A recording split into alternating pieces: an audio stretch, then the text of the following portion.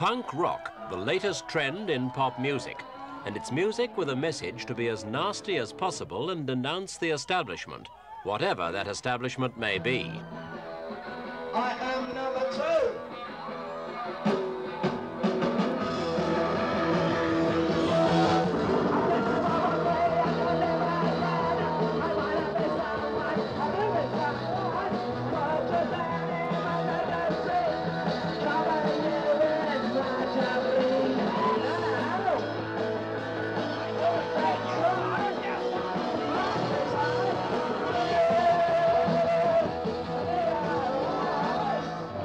This is guitarist Sid Vicious. Punk rockers take on shocking names as a means of spreading the cult. He and singer Johnny Rotten lead a group called the Sex Pistols.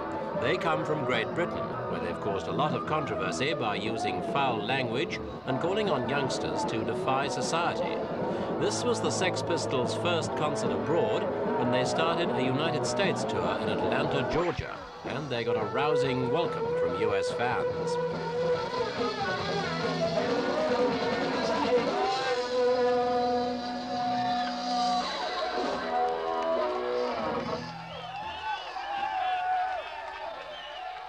Punk's more than just music, it's a whole lifestyle. Followers go out of their way to look as scruffy as possible.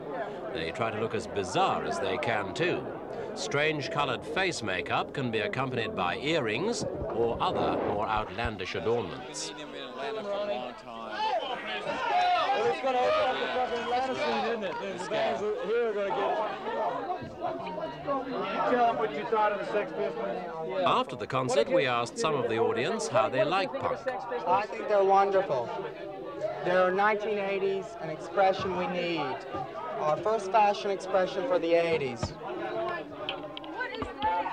What did you think of the They were great. They were great. If I could only make out the words, they'd be greater.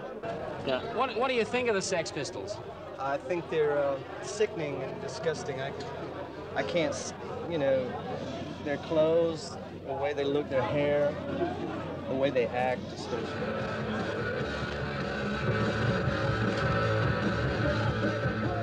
Record sales provide the big profits in the pop music industry, and the tour is part of a North American campaign to sell punk to pop fans there. More and more of them are phoning requests for Sex Pistols records to this Atlanta radio disc jockey. Did he think the new fad would be a big success? I think that anyone can be a celebrity in the United States given enough publicity. And are they going to get it? Definitely, you can see it happening now.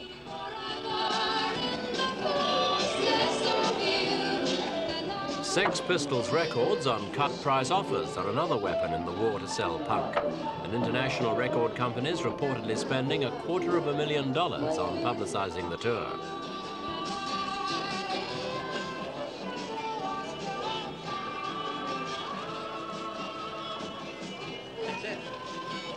The group will certainly make money, but they've a long way to go before they hit the really big time and follow in the footsteps of those other British exports, the Beatles and the Rolling Stones. But if the Pistols want the best example of how to survive in pop, they should look not to Britain, but to America.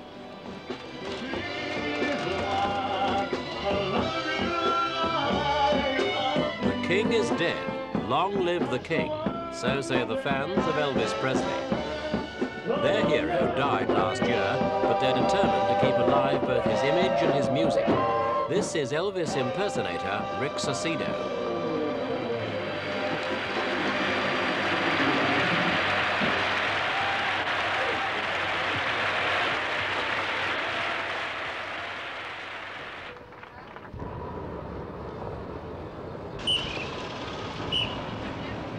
Saucedo puts on his show in Memphis, Presley's hometown in Tennessee.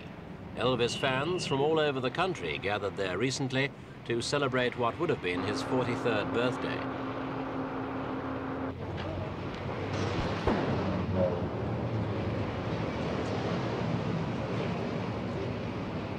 The fans made an emotional pilgrimage to Presley's estate, walking past Graceland Mansion and through a special garden of rest to the grave where the singer lies buried beside the mother he adored.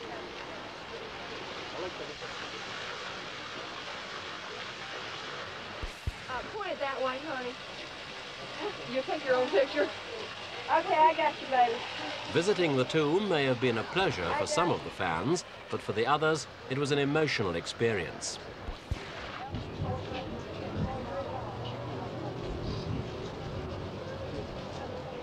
We asked one woman why she'd come. Because I've been a fan of Elvis for, well, ever since he came out.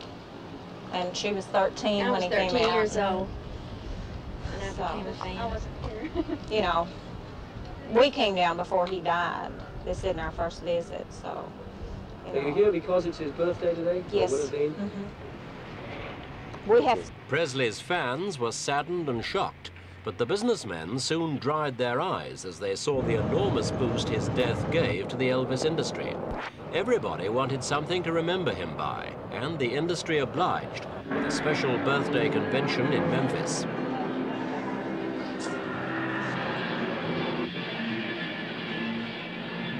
Records, posters, clothing, and a whole range of trinkets were all given the Elvis imprint and sold to a public that just couldn't get enough of them.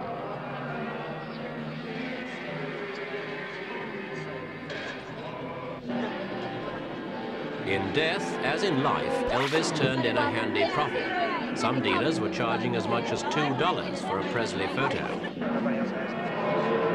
This clock came from Hong Kong, so America's not the only place benefiting from the Elvis legend. He was a singing symbol of virility, so most of the fans who came to Memphis were women. Yeah, can you tell me where you've come from today? I've come from Knoxville, Tennessee. Yeah, what have you bought here tonight? Okay, I bought a bunch of T-shirts and a commemorative album and a bunch of folders and a poem. How much did all this cost you? About $30. And you reckon it's worth that? Oh yes, definitely. Definitely. No change. No, that's it. Can you tell me what you bought here today? Sure.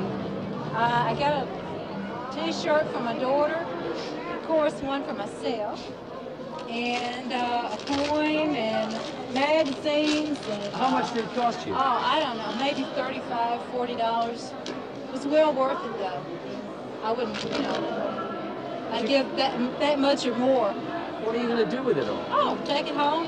I'm going to wear the T-shirt, and I guess the rest of the stuff, I'll just put it up and keep my kids from tearing it to shreds. With some fans, the following is almost religious. The dead singer's their idol. Here's one of the women who worship the King of Rock. Can you tell me what you bought here tonight? A little bit of everything. Yeah, so what is it? I mean, you've got this mug and... Yeah, 2 shirts, 2 cups, 2 glasses. I had to get 2 of everything. Why 2 of everything? 1 for my daughter, 1 for me. Yeah. How much have you spent here? Just tonight? Yeah. Or all day today? Well, all day today. We just flew down from all day today. About $400 so far. Do you think it's worth it? Yeah. What you going to do with all this stuff? Well, I've got more than this at home. I've got tons of it at home. Really? Thank you. The whole thing dates back to 1956 when Presley made his first record. That's when he bought this Cadillac. He paid the then huge sum of $7,500 for it. Now it's owned by a wealthy car collector and Elvis fan. He's turned down an offer of $750,000, saying it was like being asked to sell his wife. You take those out in a couple of places and show them. Yes, ma'am. Businessman Harry Geisler earns a lot from Presley's souvenirs. I own everything except records, tapes, and his movies. What does that mean? That means everything else that he is. What does it leave you with? Anything else, everything. Memorabilia, stuff that is coming out, any promotions, anything at all that has relation to Elvis Presley. And how big do you expect this weekend to be? There's no way of telling. There's no way of telling. I wouldn't even try to expect to try to do anything like that. Can you explain to me what this interest is, this incredible interest is in Presley? How big is it? Well, you see, the interest is the man died in the prime of his life. He had a fantastic charisma about it. And here he died in the middle of his life, and the fans were left with nothing. There was 3 generations that he was born in. He was always the good, clean-cut American kid. And this, you know, there's no way of saying what made him is what it is. Just a charisma that he had. There's very few people, you know, I got a little bit of that too. But so what do you reckon the turnover on the memorabilia will be in this dollars year? and cents? Yeah. I don't know. I just hope it's a lot. I mean, what's a lot? A Memphis cinema marked the event with a 30-hour marathon showing of 16 movies starring Presley. We asked some of the fans about the attraction of an Elvis film. With my daughter-in-law. It meant a lot to her, and I think I'm going to have more fun than her. How long do you intend to stay here? Well, the first movie starts at 6, and we're not going to leave until 6 this morning, and that'll give us enough time to go back to the motel and take a bath and get ready for breakfast and the tour. So you're spending 12 hours watching Elvis movies? Right. Right. Isn't it exciting? Why did you come here? Because I come to see the king of rock and roll, Elvis. I really love the man very much. Really enjoy his music. How long do you plan to stay here watching his movies? As long as I can, and I'm going to see Rick Cicito too. It's my second time, and I'm going to see Rick Cicito in the middle of February. I really love Elvis Presley. He's a great star. How long do you intend to stay? For some testimony. What, the whole 30 hours? Yeah. Anybody here planning on staying for the entire 30 hours? Well, you're certainly welcome to do that if you want to. There is one program change. The print of Jailhouse Rock, the only print that we could come up with, came in so damaged that we can't show that one. We are showing Viva Las Vegas in its place. Viva Las Vegas is also...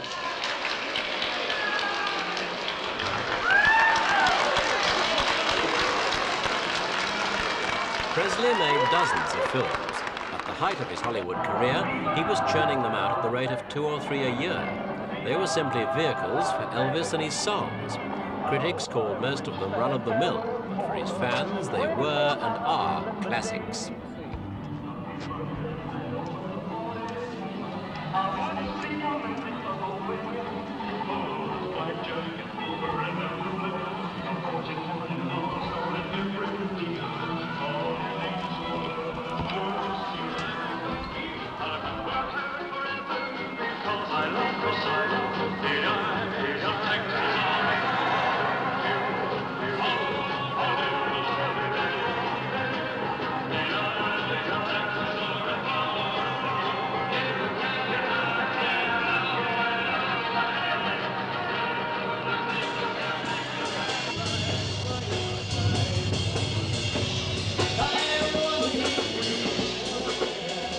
The irony about Elvis is that when he began his career, he was seen as a rebel. Like punk rockers today, he was the kind of boy mothers warned their daughters against. He never lost his sexy image, but the sense of danger and rebellion faded. What remained was still powerful enough to make his death a personal blow to his fans. Why you came here today? Because I've always loved Elvis, and we'd been planning a trip for a couple of years, and we never got around to it. Just one of those things. Afterthought.